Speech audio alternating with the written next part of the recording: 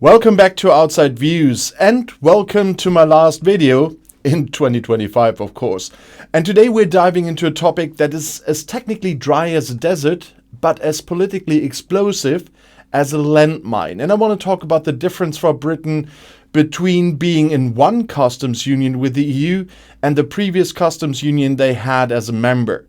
And my personal view is that the British public is currently being fed a giant steaming pile of linguistic nonsense by politicians who are terrified of using the B word properly.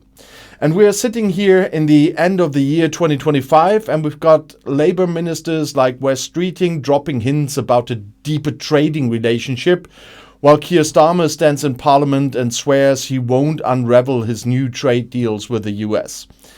It's absolutely maddening to watch this semantic dance where the government pretends that a bespoke customs arrangement is somehow a revolutionary new invention, when in reality it's just a watered-down, more expensive version of what they already had. And the tragedy of the situation is that while the politicians argue over labels, British businesses are suffocating under a mountain of paperwork that simply didn't exist just years ago. And let's be brutally honest about what the customs union actually was when Britain was a member. It wasn't just about not paying tariffs, it was about the complete removal of the border for goods. And when Britain was a member, sending a pallet of engines from Derby to Dortmund was no different from sending it from Derby to Doncaster. There were no rules of origin forms, no safety and security declarations, and no customs agents taking a cut of every transaction. Because Britain was inside the single market and the customs union, there was regulatory harmony. The EU trusted that a British sausage was made to the same standards as a French one, so nobody had to check it. And that was the gold standard of trade: frictionless, fast, and free. And now compare this to a possible new customs union that the Liberal Democrats and some Labour rebels are pushing for in 2026. They are talking about a bespoke union similar to what Turkey has, where the UK would align its external tariffs with the EU. And this would theoretically solve the rules of origin nightmare, the bureaucratic hell where British car manufacturers have to prove that 55% of their car parts aren't from China or Japan just to avoid a 10% tariff here. And I will go to that rules of origin stuff in the next year once more, because a lot of people simply doesn't understand that yet. But in my view, joining a customs union would definitely be a net positive. It could boost GDP by around 0.5%. That's roughly 15 billion pounds a year. Don't want to promise too much here. But it still would bring more than CPTPP. But here's the catch that the Brexiteers in the government don't want to admit. I'm joking here, you know that. A customs union on its own does not remove the border.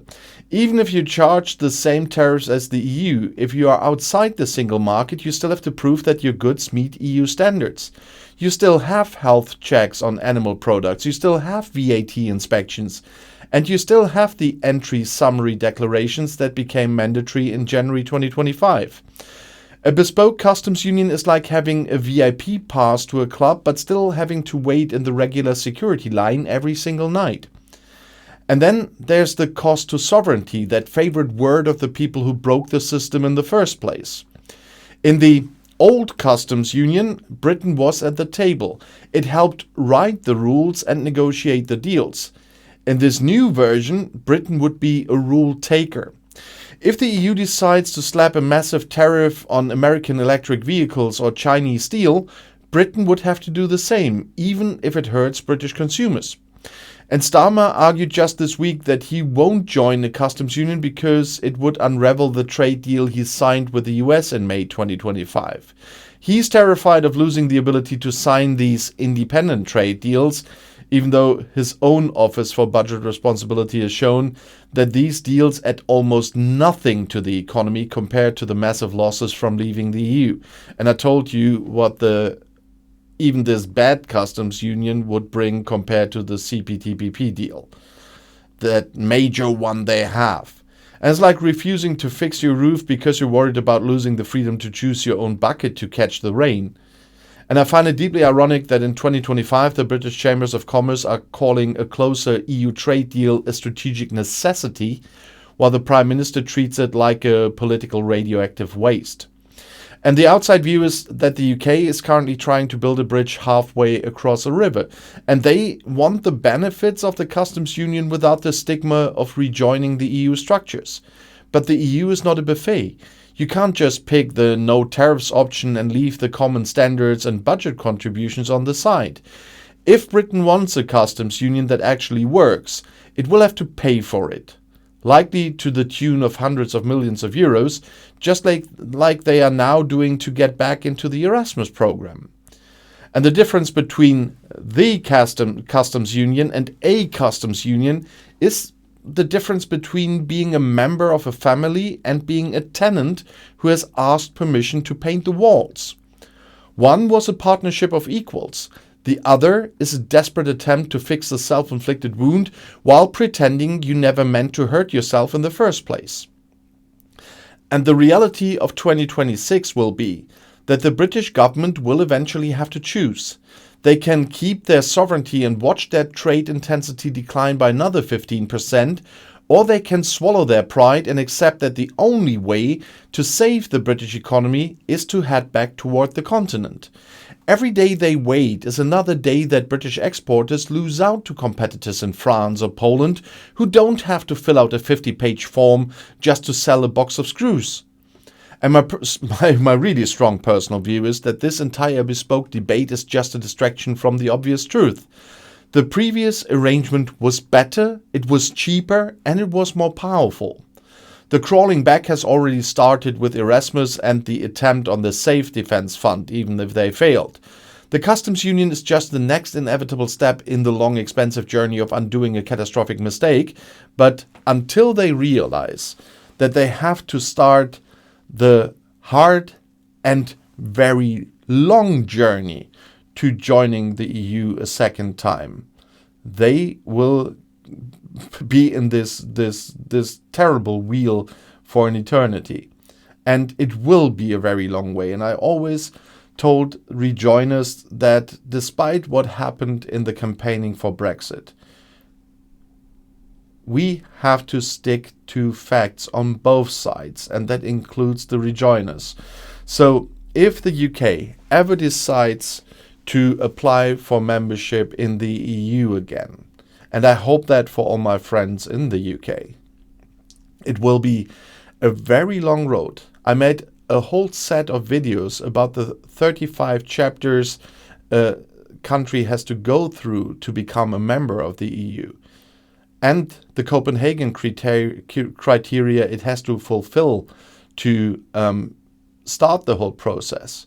And the UK is currently not fulfilling those criteria. So even if they would decide tomorrow on the first, or from your point of view today, tomorrow from my point of view of filming, no. If they would start tomorrow, that's correct. If they decide tomorrow that they want to reapply for membership in the EU, which would not be a rejoining, but it would be joining a second time, because there is no rejoining, there will be no rebates, etc. But that would take many years until the UK could be a member of the EU again. And so we have to keep it real. And that's how I want to end this year, by keeping it real, as I always try to convince everyone to do. Because on both sides there's a lot of stuff going around that is just not true. Stick to the truth, guys, because only then you can bring the best for Britain. And for now, I want to hope that everyone has a great party tonight, and that you enjoy your journey into 2026. We'll see us again in the next year. And if you want to see another video right now, the next one is right here in the end screen. I'll see you there. I'll be back.